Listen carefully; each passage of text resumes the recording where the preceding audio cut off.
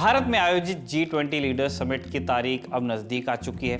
उससे पहले G20 परिवार से आपका हम परिचय करा रहे हैं। आज सुशी के लिए मशहूर और उगते सूर्य की धरती, land of the rising sun, Japan की कहानी जानिए।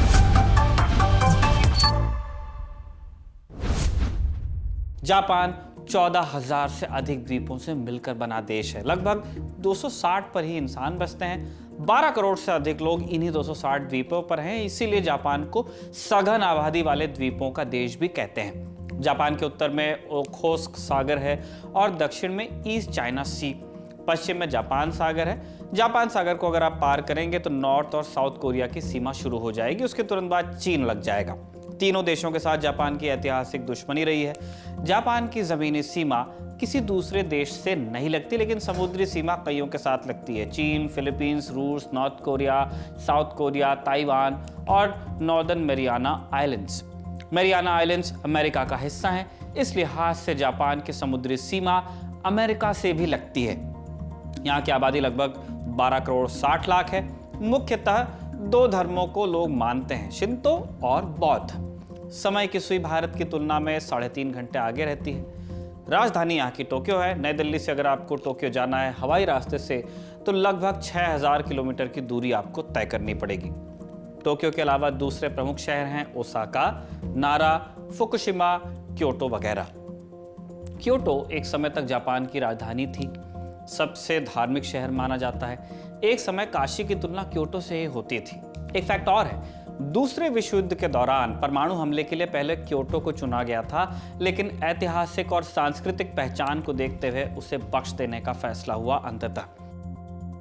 जापान के इलाके में इंसानी बसाहट के प्रमाण कम से कम 40,000 साल पुराने हैं। शुरुआती लोग मिट्टी की कलाकृतियां बनाने में निपुण थे। वो भोजन के लिए शिकार और कंदमूल पर निर्भर थे। दावा किया जाता है कि 650 ईसा पूर्व में सम्राट जेम्मू ने जापान की नींव रखी। किंवदंती है कि वो सूर्य देवी के वंशज थे। कई इतिहासकार लेकिन जम्मू के अस्तित्व से इनकार करते हैं। जापान का पहला लिखित इतिहास 111 ईस्वी में लिखी गई बुक ऑफ हान में सामने आता है। 710 ईस्वी तक जापान अलग अलग सामंतों के बीच बटा हुआ था। सम्राट के पास नाम मात्र की शक्तियां थीं। 710 ईस्वी में पहली बार केंद्र में मजबूत सरकार बैठी और उन्होंने नारा को अपनी राजधानी बनाया। इसी शहर में जुलाई 2022 में जापान के पूर्व प्रधानमंत्री शिंजो आबे की गोली मारकर हत्या कर दी गई थी। खैर 794 में साम्राज्य बदल गया, राजधानी भी बदली।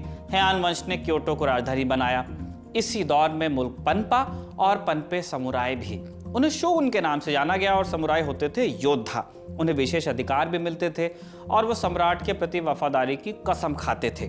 सम्राट के आदेश पर प्रांतों में शासन भी चलाते थे। 1185 में उन्होंने पूरा शासन अपने ही हाथ में ले लिया और सम्राट नाम भर के सम्राट रह गए। 13वीं सदी में 2 बार मंगोलों का आक्रमण हुआ। दंत कथाएं कहती हैं कि दोनों दफा देवताओं ने जापान की मदद की और हमले के वक्त खतरनाक तूफान उठा और दुश्मन को वापस लौटना पड़ा। 14वीं सदी में सम्राट ने समुराई व्यवस्था को हटाने की कोशिश की और इसके चलते एक सिविल वॉर हुआ जापान में। 61 वर्षों तक ये चला। नतीजा क्या निकला? समुराई बरकरार रहे, सम्राट भी बरकरार रहे, लेकिन वो मार्गदर्शक मंडल के सदस्य बन गए। अब अलग अलग समुराई वंशों के बीच वर्चस्व की लड़ाई शुरू होती है। यहाँ पे 1603 में तोकुगावा समुराइयों ने आधिपत्य स्थापित किया और उसी समय यूरोप के देश धर्म प्रचार और लूट के मकसद से निकले। जापान को डर था कि ईसाई धर्म उन्हें बर्बाद कर देगा, इसलिए उन्होंने खुद को बंद कर लिया और विदेशियों के अंदर घुसने पर सख्त पाबंदी लगा दी गई। जापानियों के बाहर जाने पर भी रोक लगी और यह सिस्टम तकरीबन 200 साल तक चला। फिर 1853 में यूएस ने अपनी नेवी भेज दी। तब जाकर ये पाबंदी हटी और उनका संपर्क यानी जापानियों का संपर्क बाहरी दुनिया से फिर से होने लगा। 1868 में सम्राट की गद्दी पर मेइजी वंश आया। उन्होंने समुराई व्यवस्था को हटाया। मेइजी के समय में जापान ने रूस और चीन दोनों को हराया, कोरिया पर कब्जा किया और मेइजी की मौत के बाद नए सम्राट कहलाए ताइशो। इन्होंने ब्रिटेन की तरफ से पहले विश्व युद्ध में हिस्सा लिया, यानी इटली की तरह जापान भी फर्स्ट वर्ल्ड वॉर में एलाइज की तरफ से लड़ा था। 1926 में शोवा वंश का शासन शुरू हुआ जापान में। पहले सम्राट हुए हिरोहितो। वो साम्राज्यवादी थे। उन्होंने चीन पर हमले का हुक्म दिया। विस्तारवाद की नीति के तहत पूर्वी एशिया के कई और इलाकों पर कब्जा किया। दूसरे विश्व युद्ध में पर्ल हार्बर पर हमले का आदेश उन्होंने दिया और इस हमले के चलते अमेरिका द्वितीय विश्व युद्ध के दौरान सीधी लड़ाई में कूदा। इससे पहले इसको सामान बेच उसको सामान बेच चल रहा था, सीधे लड़ाई में यूएस नहीं था। अमेरिका अंततः लड़ते लड़ते जापान के मुख्य द्वीपों पर पहुंचा, आइलैंड हॉपिंग करते हुए, और 1945 में जैसा कि आप जानते हैं हिरोशिमा और नागासाकी पर 2 परमाणु बम गिराए गए। जापान को सरेंडर करना पड़ा। टोक्यो में मिलिट्री ट्रिब्यूनल बना। युद्ध में शामिल रहे जापानी मंत्रियों और अधिकारियों को सजा दी गई। सम्राट हिरोहितो को हालांकि बख्श दिया गया। वैसे जापान पर कई वर्षों तक विजेता देशों ने कंट्रोल बनाकर रखा, खासकर यूएस ने। 1947 में जापान में नया संविधान लागू हुआ। कानून व्यवस्था तय करने में यूएस की बड़ी भूमिका रही। आज जापान की करेंसी का नाम है जापानी येन। जापान अमेरिका और चीन के बाद दुनिया की तीसरी सबसे बड़ी अर्थव्यवस्था है। जीडीपी 4.4 ट्रिलियन डॉलर है। भारतीय करेंसी में लगभग 363 लाख करोड़ रुपए। जापान में प्रति व्यक्ति आय करीब 28 लाख रुपए है, भारत से लगभग 14 गुना अधिक। भारत सरकार के डिपार्टमेंट ऑफ कॉमर्स के मुताबिक 2022-23 में लगभग 1,72,000 करोड़ रुपए का व्यापार हुआ दोनों देशों के बीच। भारत ने 47,000 करोड़ का निर्यात किया और जापान से 1,25,000 करोड़ का आयात हुआ। इंडो जापान ट्रेड में निर्यात के बनिस्बत आयात ज्यादा है, यानी जापान से व्यापार में हम उठा रहे हैं व्यापार घाटा, यानी ट्रेड डेफिसिट। भारत क्या निर्यात करता है? ऑर्गेनिक केमिकल्स, मछली, समुद्री जीव आदि। जापान से हम क्या लेते हैं? न्यूक्लियर रिएक्टर्स, बॉयलर्स, कीमती धातुएं आदि। 2021 में जापान भारत का 13वां सबसे बड़ा ट्रेडिंग पार्टनर था। जापान 5वां सबसे बड़ा निवेशक भी था। इसके अलावा 2021 में 1400 से अधिक जापानी कंपनियां भारत में काम कर रही थीं। भारत और जापान के बीच गहरे होते व्यापारिक रिश्तों का सबसे बड़ा उदाहरण वो सॉफ्ट लोन्स हैं जो जीका जैसी जापानी एजेंसियों ने भारत के मेगा प्रोजेक्ट्स को दिए हैं। सॉफ्ट लोन के तहत भारी भरकम रकम बहुत लंबी अवधि के लिए आपको मिलती है, 50 साल, 60 साल, 100 साल, और ब्याज न के बराबर होता है या बहुत कम होता है। इस पैसे से मेगा प्रोजेक्ट्स खड़े करने में थोड़ी आसानी रहती है। जिस शहर में G20 सम्मेलन हो रहा है यानी दिल्ली, वहां की शान दिल्ली मेट्रो जापान से मिले लोन के चलते ही साकार हो पाई। इसी तरह मुंबई से अहमदाबाद तक जो बुलेट ट्रेन का काम चल रहा है उससे भी जीका से लोन मिला है। सामरिक रिश्तों की बात करते हैं दोनों देशों के बीच। जापान में युद्ध अपराधों के लिए जो ट्रिब्यूनल बना था उसमें कुल 11 जज थे। ब्रिटिश भारत की तरफ से जस्टिस राधा विनोद पाल को जगह दी गई थी। जस्टिस पाल अविभाजित भारत में पैदा हुए थे। आज के हिसाब से देखेंगे तो पैदाइश उनकी बांग्लादेश में हुई थी। बाद में कलकत्ता में रहने लगे। जस्टिस पाल ने हिरोशिमा और नागासाकी पर परमाणु हमले की आलोचना की। पर्ल हार्बर पर जापान के हमले के पक्ष में लिखा। नतीजतन अमेरिकियों के दबाव में जस्टिस पाल के फैसले को जापान में पब्लिश करने पर बैन लगा दिया गया और पंडित नेहरू ने भी भारत सरकार को पाल के फैसले से अलग कर लिया।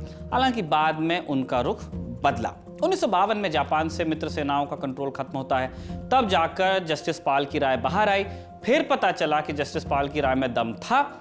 उन्हें सिर्फ जापान का समर्थक बताकर खारिज नहीं किया जा सकता था। इसी फैसले की वजह से जापान की एक बड़ी आबादी उन्हें नायक मानने लगी, आज भी मानती है। सम्राट हिरोहितो ने उन्हें नागरिक सम्मान दिया। उनकी याद में मेमोरियल बनाया गया। भारत सरकार ने भी जस्टिस पाल को पद्म विभूषण से अलंकृत किया, सम्मान दिया। दिसंबर 2006 में भारत के तत्कालीन प्रधानमंत्री डॉक्टर मनमोहन सिंह जापान के दौरे पर गए। इस दौरे पर उन्होंने जापान के संसद डाइट में भाषण दिया। इसमें उन्होंने कहा था, जस्टिस पाल ने जिस तरह का साहस दिखाया उसके लिए आज भी बहुत सारे जापानी नागरिक उनका सम्मान करते हैं। द लीफलेट की रिपोर्ट के अनुसार जब 2009 में शिंजो आबे भारत के दौरे पर आए, जापान के प्रधानमंत्री, तब उन्होंने समय निकालकर राधा विनोद पाल के बेटे से मुलाकात भी की थी। जापान के विदेश मंत्रालय की वेबसाइट पर छपी जानकारी के मुताबिक औपचारिक डिप्लोमेटिक संबंध 1952 में बने थे। हालांकि उससे पहले ही भारत ने दोस्ती का हाथ बढ़ा दिया था। 1949 में प्रधानमंत्री नेहरू ने जापान को एक हाथी गिफ्ट में दिया। पहले ऐसा चलता था, भारत को भी हाथी गिफ्ट में मिले हैं, जानवर दिए जाते थे। आज नहीं होता है, ये तब की बात है। इस हाथी का नाम उन्होंने अपनी बेटी इंदिरा के नाम पर रखा था। 1957 में जापान के प्रधानमंत्री नोबुसुके किशी भारत के दौरे पर आए और उसी बरस प्रधानमंत्री नेहरू भी जापान गए। संबंधों को विस्तार मिला इस तरह से और भारत ने जापान को लौह अयस्क दिया। इसने विश्व युद्ध की विभीषिका से उबरने में उसकी मदद की। 1980 के दशक में जापानी कंपनी सुजुकी ने मारुति मोटर्स लिमिटेड के साथ मिलकर करार किया और इस तरह जन्म हुआ मारुति सुजुकी का। 1998 में भारत ने परमाणु परीक्षण किए। तब पश्चिमी देशों ने भारत पर प्रतिबंध लगाए और जापान भी अमेरिका और दूसरे पश्चिमी देशों का ही सहयोगी था। उसने भी भारत की आलोचना की और प्रतिबंध लगाए। फिर अगस्त 2000 में जापान के प्रधानमंत्री योशिरो मोरी भारत के दौरे पर आए। वो अपने साथ जैतून की डाल लेकर आए थे, माने ऑलिव ब्रांच, शांति का संदेश। उन्होंने भारत के साथ रिश्ता मजबूत करने की पेशकश की। इससे रिश्तों पर जमी धूल थोड़ी छटी, लेकिन इसमें तेजी आई 2006 के साल में। उस बरस भारत के तत्कालीन प्रधानमंत्री मनमोहन सिंह ने जापान का दौरा किया। उस समय जापान के प्रधानमंत्री शिंजो आबे थे। उस समय क्वाड जैसे संगठन की स्थापना की चर्चा शुरू हुई। आज के समय में क्वाड चीन को टक्कर देने वाले संगठन के तौर पर देखा जा रहा है। क्वाड्रिलैटरल डायलॉग जो कहते हैं, इसमें भारत, ऑस्ट्रेलिया, यूएस और जापान है। भारत जापान संबंधों को मजबूत बनाने में सबसे अहम भूमिका शिंजो आबे की मानी जाती है। वो पहले 2006 से 7 और फिर 2012 से 20 तक जापान के प्रधानमंत्री रहे। अपने कार्यकाल में 3 बार भारत आए। वो 2007 में उन्होंने भारत की संसद को संबोधित भी किया। 2014 में 26 जनवरी की जो परेड होती है नई दिल्ली में, उसमें वो चीफ गेस्ट बनकर आए। उन्हीं के कार्यकाल में भारत ने जापान के साथ 2+2 डायलॉग शुरू किया। इसके तहत दोनों देशों के रक्षा मंत्री और विदेश मंत्री हर साल बैठक करते हैं। भारत ने यह व्यवस्था जापान के अलावा सिर्फ अमेरिका, ऑस्ट्रेलिया और रूस के साथ बनाई है। 2016 में भारत ने जापान के साथ सिविल न्यूक्लियर पैक्ट भी कर लिया। अब जापान को भारत के परमाणु शक्ति से लैस होने पर आपत्ति नहीं है। आबे से प्रधानमंत्री मोदी के भी दोस्ताना संबंध थे। इसका सकारात्मक असर भारत के साथ संबंधों पर भी पड़ा। जुलाई 2022 में जब आबे की हत्या कर दी गई तब वो प्रधानमंत्री नहीं थे। फिर भी भारत सरकार ने उनकी याद में एक दिन का राजकीय शोक का ऐलान किया था। आबे के अंतिम संस्कार में प्रधानमंत्री मोदी खुद हिस्सा भी लेने गए थे। आबे के बाद योशिहिदे सुगा जापान के प्रधानमंत्री बने। अक्टूबर 2021 में उन्हें कुर्सी छोड़नी पड़ी और फिर कुर्सी आई फुमियो किशिदा के पास। तब से वो 2 बार भारत आ चुके हैं। रूस यूक्रेन वॉर के मुद्दे पर भारत और जापान 2 अलग अलग ध्रुवों की तरह दिखे हैं। जापान ने खुले तौर पर रूस की आलोचना की है, उसने रूस पर प्रतिबंध भी लगाए हैं। इसके बरक्स भारत ने अभी तक रूस का विरोध नहीं किया है। सीधे सीधे शांति की उन्होंने संदेश दिया है, लेकिन रूस से तेल भी हम खरीद रहे हैं। जापान में संवैधानिक राजशाही है, यानी कॉन्स्टिट्यूशनल मोनार्की। सम्राट हेड ऑफ स्टेट हैं, उनके पास सिंबॉलिक अधिकार हैं। सरकार की कमान लेकिन है प्रधानमंत्री के पास। शक्तियों का विभाजन भारत की तरह है, विधायिका, कार्यपालिका और न्यायपालिका। विधायिका की शक्ति संसद के पास है। जापान की संसद को डायट कहते हैं। इसमें 2 सदन हैं। निचले सदन को हाउस ऑफ रिप्रेजेंटेटिव्स और ऊपरी सदन को हाउस ऑफ काउंसलर्स कहते हैं। निचले सदन के सदस्य 4 बरस के लिए चुने जाते हैं। इसे बीच में भंग किया जा सकता है। ऊपरी सदन के सदस्यों का कार्यकाल 6 बरस का होता है। इस सदन को भंग नहीं किया जा सकता। प्रधानमंत्री का चुनाव दोनों सदनों के सदस्य मिलकर करते हैं। अगर वो किसी एक नाम पर सहमति नहीं बना पाते तब निचले सदन की राय मान ली जाती है। जापान में कार्यपालिका की कमान प्रधानमंत्री के पास है। न्यायपालिका विधायिका और कार्यपालिका से स्वतंत्र है। जापान में बहुत सारी पार्टीज हैं, लेकिन 1955 में बनी लिबरल डेमोक्रेटिक पार्टी LDP सबसे ताकतवर है। 1993 से 1994 और 2009 से 2012 के अलावा बाकी समय उसी ने सरकार चलाई है। आमतौर पर LDP के मुखिया ही जापान के प्रधानमंत्री भी होते हैं। सम्राट जापान के नारुहितो हैं, हमने प्रधानमंत्री के बारे में बताया ही। फुमियो किशिदा है। किशिदा जापान के 64वें प्रधानमंत्री हैं। उनकी कहानी क्या है? किशिदा के पुरखे हिरोशिमा में रहते थे। परिवार के कई सदस्य परमाणु हमले में मारे गए। बचा खुचा परिवार टोक्यो आया। किशिदा वहीं पर 1957 में पैदा हुए। पिता उनके सरकारी अफसर थे। 1963 में अमेरिका उन्हें भेजा गया और किशिदा की पढ़ाई लिखाई वहीं हुई US में। वहाँ नस्ली भेदभाव भी इनको झेलना पड़ा। फाइनेंस की फील्ड में इनका करियर बना। बैंक में काम करने के बाद पॉलिटिक्स में आए और 1993 में LDP के टिकट पर हिरोशिमा के वो सांसद बने। फिर अलग अलग सरकारों में अहम पदों पर काम किया और 2012 में उन्हें विदेश मंत्री बनाया गया जापान का। सितंबर 2021 में किशिदा LDP के अध्यक्ष चुने गए और 4 अक्टूबर 2021 को जापान के वो प्रधानमंत्री बने। जैसा हमने बताया था, LDP के अध्यक्ष ही जनरली प्रधानमंत्री बनते हैं जापान के। LDP की विचारधारा राष्ट्रवादी और रूढ़िवादी पार्टी की है। किशिदा को उदारवादी किस्म का नेता वैसे माना जाता है। वो मिडिल क्लास को बढ़ावा देने वाली इकोनॉमिक पॉलिसी लाने की बात करते हैं। उन्होंने साउथ कोरिया के साथ रिश्ते सुधारने की कोशिश की है। साउथ कोरिया और जापान के बीच कंफर्ट वुमेन के मसले को लेकर मनमुटाव रहा है और जो कोरियन पेनिनसुला पे जापान का कब्जा था उसे लेकर भी। लेकिन अब इन चीज़ों को वो एड्रेस करने की कोशिश कर रहे हैं किशिदा एडमिनिस्ट्रेशन जो है। किशिदा ने जापान की मिलिट्री का बजट 65% तक बढ़ाने का भी लक्ष्य रखा है। एक दूसरा पक्ष भी है, एक तरफ सुलह कर रहे हैं, एक तरफ फौज को मजबूत कर रहे हैं। ये पुरानी सरकार की नीति से इतर है। फुमियो किशिदा G20 समिट में हिस्सा लेने के लिए भारत आएंगे। चलते चलते कुछ फैक्ट्स आपको और बता दें। जापान का संविधान उसे युद्ध का ऐलान करने से रोकता है।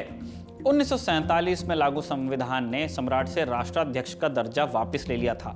1947 के बाद से सम्राट को स्टेट और जापानी एकता का प्रतीक बस माना जाता है। बेसिकली ये एक सांकेतिक पदभर रह गया है। जापान के संविधान के आर्टिकल 9 में कहा गया था कि जापान किसी पर हमला करने के लिए फौज नहीं रखेगा। कहा यह भी गया कि जापान कभी थल, जल या वायुसेना मेंटेन नहीं करेगा, स्टैंडिंग आर्मीज जिसको हम कहते हैं। मतलब उससे सेना रखने का अधिकार छीन लिया गया था। 1950 में लेकिन कोरियन वॉर की शुरुआत हुई। अमेरिका को जापान में कम्युनिज्म का खतरा महसूस हुआ। फिर संविधान में थोड़ा फेरबदल किया गया और Japan self defence forces JSDF की बुनियाद रखी गई। JSDF का पूरा फोकस इंटरनल सिक्योरिटी और देश में शांति बनाए रखने पर रहता है। बात इंटरनल सिक्योरिटी की है, लेकिन अगर आप इनके जेट्स और शिप्स देख लेंगे तो आपको कुछ और संकेत मिलेगा। जापान पर बाहरी हमले की स्थिति में US मदद करेगा, उनका करार है। उसके कई मिलिट्री बेसिस भी जापान में हैं। जापान में बौद्ध धर्म आप जानते ही होंगे बहुत लोग कि भारत से पहुंचा था 6ठी सदी में चीन और कोरिया के रास्ते। जापान दुनिया का अकेला देश है जिस पर 2 बार परमाणु बम गिराया गया। इसके बावजूद जापान ने न्यूक्लियर एनर्जी पर भरोसा दिखाया। जापान में औसत आयु काफी ज्यादा है, मगर देश घटती जनदर से काफी परेशान चल रहा है। जापान दुनिया के सबसे शक्तिशाली गुटों में से एक G7 का सदस्य है। इस गुट में वो एशिया का इकलौता देश है। तो नई दिल्ली में होने वाली G20 लीडर्स समिट की 360 कवरेज की जापान वाली किस्त को हम यहाँ पे कंक्लूड कर रहे हैं। इसके लिए रिसर्च की थी हमारे साथी शिवेंद्र गौरव और अभिषेक सोनू ने। अगले एपिसोड में आपसे मुलाकात होगी। इसी किस्त की इस उम्मीद के साथ विदा ले रहे हैं। शुक्रिया।